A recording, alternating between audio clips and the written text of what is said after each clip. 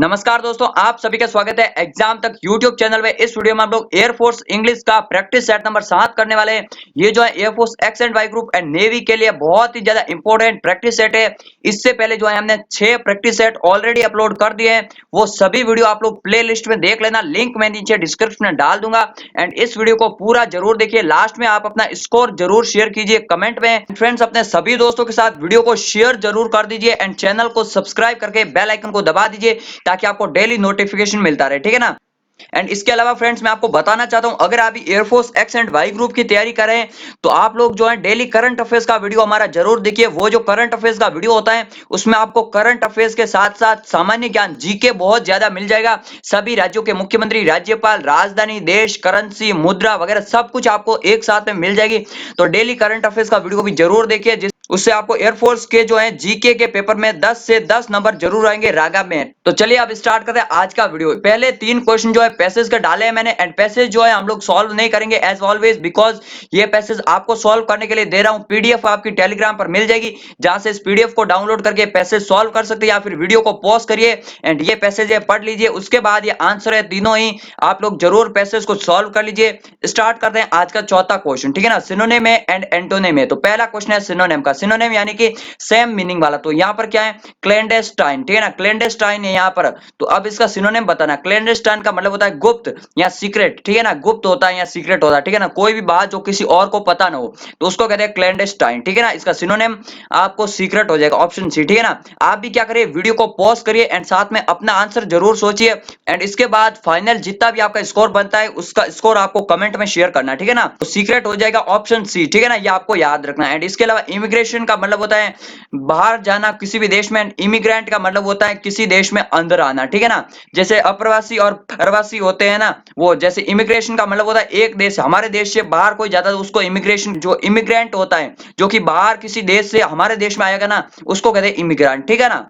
चलिए नेक्स्ट बात करते हैं एंटोनिम की। पांचवा क्वेश्चन, टार्डी।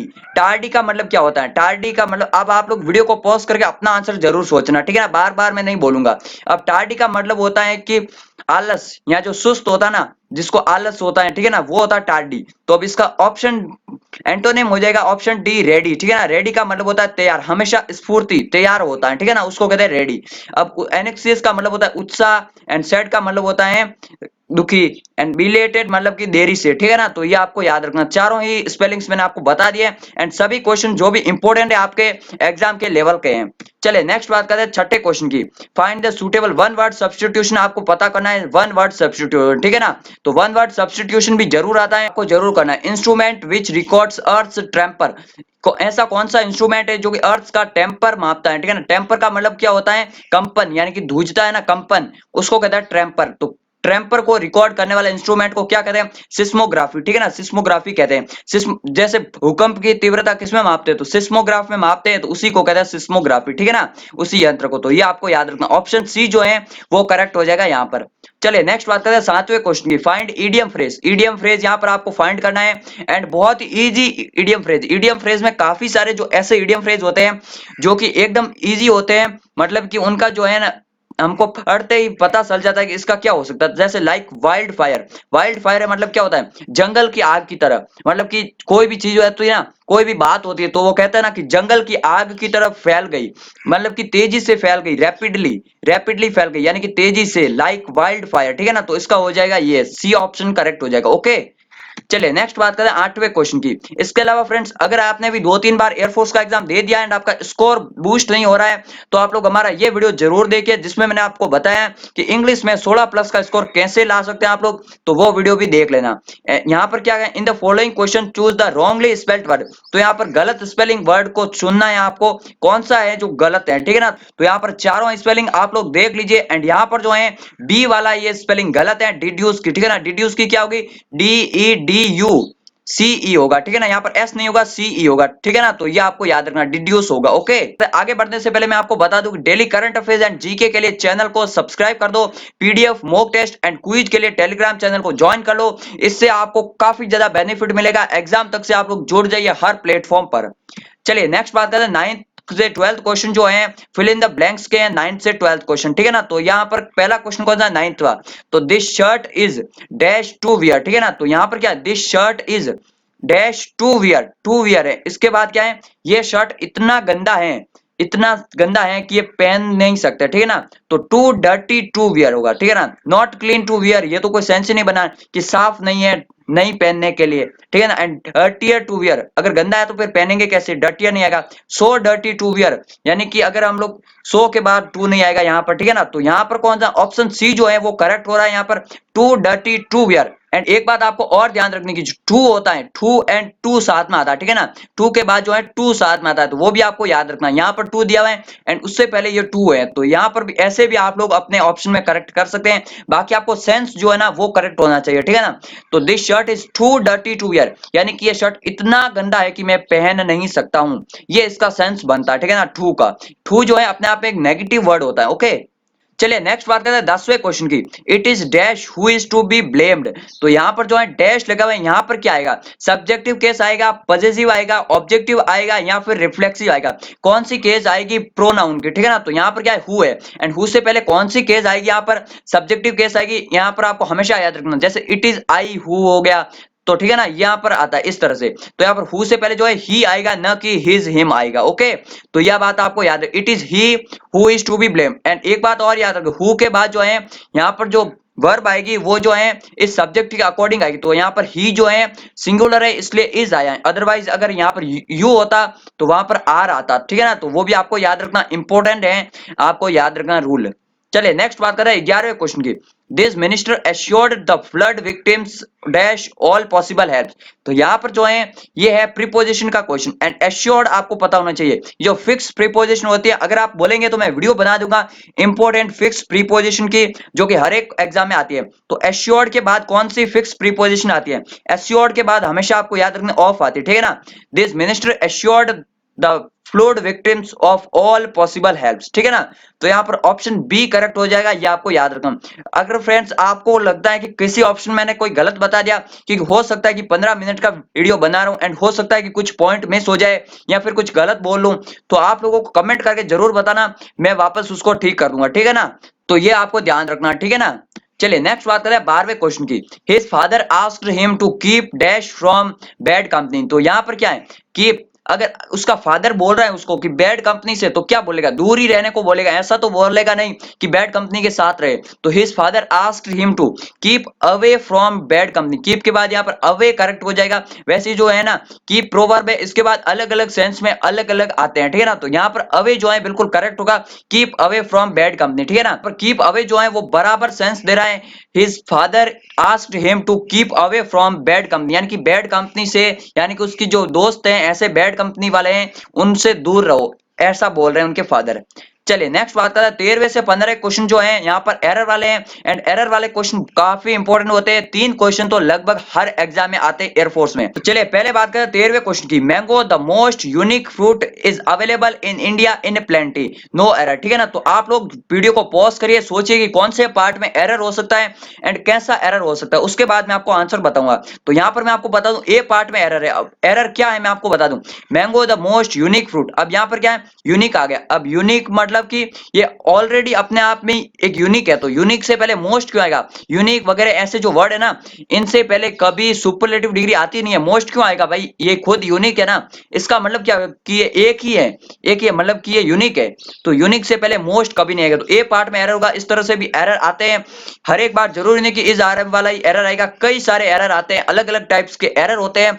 तो अगर आप लोगों का अच्छा सपोर्ट रहता है फ्रेंड्स, मैं आपको बता दूं प्रैक्टिस सेट में जब भी 500 प्लस व्यू आते हैं तो मैं अगला प्रैक्टिस सेट अपलोड कर देता हूं। तो आप लोगों की जिम्मेदारी होती है कि अपने सभी एयरफोर्स के दोस्तों के साथ वीडियो को शेयर कीजिए, उनको बोलिए कि प्रैक्टिस सेट जल्दी से जल्दी देखिए, ताकि हम लोग हर वीकली बेसिस पे प्रैक्टिस सेट ऐसे ही लाते रहे।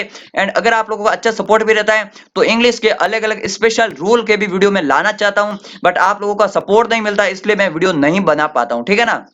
चलिए नेक्स्ट बात करें 14वें क्वेश्चन की। How much horse were there running in the last race, तो यहाँ पर जो है कौन से पार्ट में एरर होगा मैं आपको बता दूं, आप लोग जरूर सोचिए पहले, उसके बाद ही आंसर देखिए ताकि आपको ज्यादा पता चलेगा, ज्यादा नॉलेज मिलेगा। तो यहाँ पर जो है ऑप्शन ए में यहाँ पर भी एरर है। अब एरर क्या है, हॉर्स क्या है, हॉर्स काउंटेबल नाउन है या अनकाउंटेबल? तो हॉर्स जो है ऑब्वियसली बात है कि काउंटेबल है, हॉर्स हम लोग गिन सकते हैं, एक घोड़ा दो घोड़ा, ठीक है ना। तो इस तरह से तो हाउ मच, मच किससे पहले आता है? मच आता है अनकाउंटेबल नाउन से पहले, ये आपको हमेशा याद रखना। मच एंड मैनी चलता है साथ में, तो मच एंड मैनी ये आपको याद रखना। जो मैनी होता है वो होता है काउंटेबल के साथ एंड मच होता है अनकाउंटेबल के साथ, ठीक है ना। मच आएगा ना तो ये अनकाउंटेबल के साथ होगा एंड मैनी आएगा तो वो होगा काउंटेबल के साथ। यहाँ पर क्या है, मच दिया हुआ है तो ये गलत हो जाएगा। हाउ मैनी आएगा, how many horses were there running in the last race, ठीक है ना। तो यहाँ पर जो है ए पार्ट में गलत होगी, बाकी यहाँ पर हॉर्सेस भी हो सकता है एंड बट आपको जो मेन एरर है ना वो यहाँ पर एरर था, ठीक है ना। हो सकता है कि हमने टाइपिंग मिस्टेक में एस नहीं लगाया हो, ठीक है ना। चलिए उसके बाद बात करते हैं 15वें क्वेश्चन की। One of his novels that is interesting no error. तो ये जो है ये भी काफी बढ़िया कॉन्सेप्ट है। वन ऑफ वाला मैं आपको अभी बताऊंगा। आपको क्या करना है, पहले मैं आपको बता दूं, वन ऑफ के बाद ये नोट कर लीजिए, वन ऑफ के बाद हमेशा नाउन तो प्लूरल आएगी लेकिन वर्ब सिंगुलर आएगी। क्या है, नाउन तो हमेशा प्लूरल आएगी लेकिन वर्ब सिंगुलर आएगी। रूल सुन लीजिए, अगर वन ऑफ के बाद बीच में रिलेटिव प्रोनाउन आ जाए, रिलेटिव प्रोनाउन किसे कहते हैं? तो रिलेटिव प्रोनाउन जैसे दैट हो गया, बीच में हु आ गया, विच आ गया, तो ये होता है रिलेटिव प्रोनाउन। अगर वो आ जाए तो उसके बाद जो वर्ब है ना वो उससे पहले आने वाले नाउन कॉन्टिसिडेंट के अनुसार आती है, ना कि फिर वन ऑफ वाला रूल वहां पर नहीं चलता है। जैसे इस रूल में अभी है, यहाँ पर मैं आपको बताऊंगा, ठीक है ना। एंड थर्ड रूल क्या है कि अगर वन ऑफ के बाद यहां पर बीच में रिलेटिव प्रोनाउन भी आया हुआ है लेकिन अगर ओनली आ गया पहले तो फिर वर्ब जो है हमेशा सिंगुलर ही आएगी, ठीक है ना। तो तीन रूल याद रखना, वन ऑफ के बाद नाउन जो है प्लूरल आएगा और वर्ब सिंगुलर आएगी, पहला रूल। उसके बाद वन ऑफ के बाद उस सेंटेंस में जो है रिलेटिव प्रोनाउन आ जाए तो वर्ब जो है उससे पहले आने वाले नाउन के अकॉर्डिंग आएगी, फिर वहां पर इज जो है हमेशा जरूरी नहीं है कि सिंगुलर आएगी। थर्ड रूल कौन सा है, वन ऑफ के बाद जो है अगर रिलेटिव प्रोनाउन आ भी जाए लेकिन उससे पहले अगर सेंटेंस में ओनली आया हुआ है तो फिर जो है मोस्ट ऑफ केसेस में जो है वर्ब जो है इज होगी, ठीक है ना। तो वो बात आपको याद रखनी। अब यहाँ पर क्या है, one of his novels that is, तो यहाँ पर क्या है, दैट आ गया, यानी कि ये क्या है, रिलेटिव प्रोनाउन है एंड इससे पहले ये जो नाउन है ना ये क्या है, प्लूरल है, नॉवेल्स है, तो यहाँ पर इज नहीं आर आएगा, ठीक है ना। तो ऑप्शन सी में गलती हो गई, यहाँ पर आर आएगा, ठीक है ना। यह बात आपको याद रखनी, आर इज नहीं आएगा, ओके। चलिए नेक्स्ट बात कर रहे हैं 16वें क्वेश्चन की। यहाँ पर कौन सा क्वेश्चन, अंडरलाइन वर्ड को जो है सुटेबल ऑप्शन के साथ इसको रिप्लेस करना है। Raju requested me to attend his birthday party tomorrow. अब यहाँ पर रिक्वेस्टेड की जगह क्या आएगा, तो अगर उसने अपने बर्थडे पार्टी के लिए मुझे कल बुलाया है तो क्या है, इनवाइटेड क्या है, बर्थडे पार्टी के लिए कोई भी इवेंट होता है तो उसके लिए हम लोग इनवाइटेड करते हैं ना कि रिक्वेस्टेड। हालांकि रिक्वेस्टेड अगर हो सकता था अगर यहाँ पर ऑप्शन में इनवाइटेड नहीं होता, ठीक है ना। बाकी कुछ भी हो सकता है लेकिन इनवाइटेड ऑप्शन में है तो फर्स्ट जो है ऑप्शन करेक्ट होगा इनवाइटेड, बी ऑप्शन करेक्ट है। बात करें 17वें क्वेश्चन की, पीक्यूआरएस की। पीक्यूआरएस में अगर आपको ऐसे मिल जाए जैसे एक नंबर मिल गया और 6 नंबर मिल गया तो ये फिक्स है, ये पहले आएगा, 6 नंबर वाला सबसे लास्ट में आएगा, तो यहाँ पर आपको थोड़ा सा इजी मिल जाता है। माई फ्रेंड सजेस्टेड, यहाँ पर आगे क्या आएगा, तो आगे जो है माई, उसके बाद पहला ऑप्शन देखते हैं पी वाला, तो माई तो यहाँ पर आएगा नहीं, क्यों, सजेस्टेड के बाद जो है अगर आती तो ऑब्जेक्टिव केस मी आ जाती, मी आते तो हम लोग फिर भी देख लेते हैं, लेकिन यहाँ पर देखने से कोई मतलब नहीं है। सजेस्टेड टू सक्सीड, तो यहाँ पर ये इसका भी कोई सेंस नहीं है, क्योंकि यहाँ पर क्या आएगा, यहाँ तो फिर आएगा रिलेटिव प्रोनाउन या फिर आएगा सब्जेक्ट, ठीक है ना। तो यहाँ पर क्या है, उसके बाद है वेल इन एडवांस, तो यहाँ पर भी नहीं है। एस जो है यहाँ पर आया दैट, यानी कि क्या रिलेटिव प्रोनाउन है तो इनडायरेक्ट स्पीच वाला मामला बन सकता है। My friend suggested that I must chalk out, I must chalk out to, chalk out के बाद टू तो आएगा नहीं, चॉक आउट वेल, यहाँ पर ये भी नहीं बन रहा है, सेंस बन रहा है पी का। Chalk out my future plans well in advance to succeed, to succeed के बाद क्या आएगा, इन माई लाइफ, तो यहाँ पर ये जो है ये सेंस बैठ रहा है। यहाँ पर जो है सेंटेंस का स्ट्रक्चर एंड सेंस बैठना चाहिए, ग्रामेटिकली रूप से भी करेक्ट होना चाहिए, ठीक है ना। ऐसा नहीं है कि आप वर्ब के बाद कुछ भी छेप रहे हो, ऐसा कुछ भी नहीं चलता, ठीक है ना। तो यहाँ पर कौन सा ऑप्शन आ जाएगा, पहले आएगा एस फिर आएगा पी उसके बाद आर एंड क्यू, तो यहाँ पर ऑप्शन ए करेक्ट हो जाए, एस पी आर क्यू, ठीक है ना। यह आपको याद रखना है। 17वें क्वेश्चन में ए ऑप्शन करेक्ट है। चलिए उसके बाद बात करें 18वें क्वेश्चन की, find plural of given word. यहाँ पर जो है प्लूरल फाइंड करना है गिवन वर्ड का। कमांडो यहाँ पर वर्ड दिया गया है, कमांडो का प्लूरल क्या होगा आपको पता होना चाहिए। जो पीछे ओ वगैरह होते हैं उसके बाद जो है ईएस लगता है नॉर्मली, लेकिन कमांडो जो है यहाँ पर जो है ओनली एस लगेगा, कमांडोज स्पेलिंग करेक्ट होगी। इसमें भी नाउन में जो है इसके भी काफी सारे अलग अलग रूल्स होते हैं, तो रूल्स अगर आप लोग पढ़ना, अगर आप लोग पढ़े हुए तो फिर आपको आसानी से इसका आंसर पता चल गएगा, क्योंकि कोई हार्ड नहीं है। कमांडो की स्पेलिंग बहुत इजी है एंड इसका प्लूरल भी बहुत ही इजी है, ठीक है ना। चलिए उसके बाद बात करें 19वें क्वेश्चन की, चेंज द वॉइस। उसके बाद क्या है, the chief justice of India is appointed by the president. अब आपको ये क्या लग रहा है, एक्टिव लग रहा है या पैसिव लग रहा है, तो मुझे तो ये पैसिव लग रहा है, क्योंकि यहाँ पर बीच में बाई आया हूं एंड बाई के बाद जो है द प्रेसिडेंट आया हुआ है, यानी कि ये जो ऑब्जेक्ट हो सकता है। तो अगर इस ऑब्जेक्ट को आगे लाए, हम पहले इसी तरह से सॉल्व करते हैं फिर ऑप्शन भी देखेंगे, ठीक है ना। तो यहाँ पर क्या है, द प्रेसिडेंट ला दे पहले, तो द प्रेसिडेंट, उसके बाद यह क्या है, ये पैसिव वॉइस में, एंड एक्टिव से पैसिव में बदलते हैं तो प्रेजेंट सिंपल टेंस को प्रेजेंट कंटिन्यूस में बदलते हैं। एंड इज जो है प्रेजेंट कंटिन्यूस में है, तो हम लोग इसको सिंपल में बदलेंगे। सिंपल में बदलेंगे जो अपॉइंटेड जो है थर्ड फॉर्म है, इसकी फर्स्ट फॉर्म आएगी, तो the president appoints the chief justice of India, इस तरह से ये सेंटेंस बनेगा। अब यहाँ पर कौन सा है, तो आप लोग देख सकते हैं द प्रेसिडेंट ऑफ इंडिया, ये गलत है बिल्कुल, यहाँ पर ऑफ इंडिया तो चीफ जस्टिस के बाद लगा हुआ है, तो यहाँ आगे नहीं है, the president appoints the chief justice of India, तो बी ऑप्शन बिल्कुल करेक्ट है। यहाँ पर आप लोगों को और कोई देखने की जरूरत ही नहीं है, ठीक है ना। तो पहले तो आपको पता होना चाहिए कि एक्टिव में है या पैसिव में है, एंड उसके बाद आपको चेंज करने का सिंपल रूल होता है, बिल्कुल आसानी से कर सकते हैं। चलिए उसके बाद बात करते हैं आज के लास्ट क्वेश्चन की, डायरेक्ट इनडायरेक्ट की।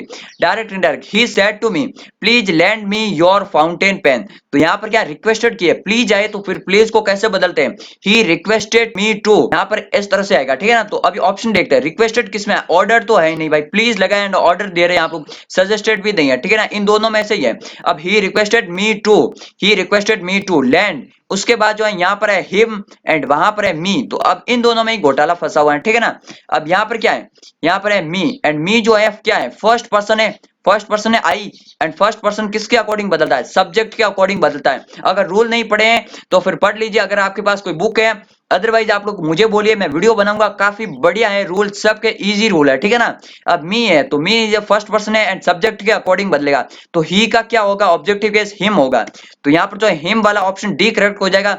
देखते ही आपको आंसर लगना चाहिए, सभी में मी है, तो आप लोगों को मैंने ऐसे रिक्वेस्टेड भी देखने की जरूरत नहीं है, यहाँ पर हिम है तो डी ऑप्शन करेक्ट है। ओके, तो कैसा लगा आपको प्रैक्टिस सेट आंसर की, एंड इसकी पीडीएफ आप लोग टेलीग्राम से डाउनलोड कर सकते हैं। बाकी चैनल को सब्सक्राइब करके बेल आइकन को दबा दीजिए, daily current affairs and GK का वीडियो जरूर देखिए, अपना स्कोर कमेंट बॉक्स में जरूर शेयर कीजिए, and quiz PDF mock test के लिए टेलीग्राम को ज्वाइन कर लीजिए। मिलते हैं एक नए वीडियो में, तब तक के लिए जय हिंद जय भारत।